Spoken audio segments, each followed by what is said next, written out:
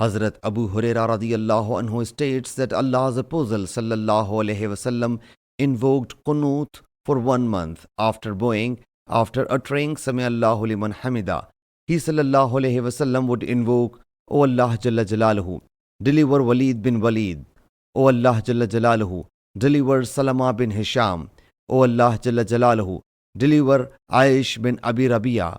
O Allah Jalla Jalaluhu, deliver the weak believers. O Allah Jalla Jalaluhu, suppress the mudar violently. O Allah Jalla Jalaluhu, impose on them the years of famine, like Hazrat Yusuf alayhi salam times. Hazrat Abu Huraira radiyallahu anhu states that he observed that Allah's Apostle sallallahu alaihi wasallam thereafter forwent making invocation. It was said to me, don't you see those people have appeared before their Allah Jalla Jalaluhu. Sahih Muslim Hadees number 1540.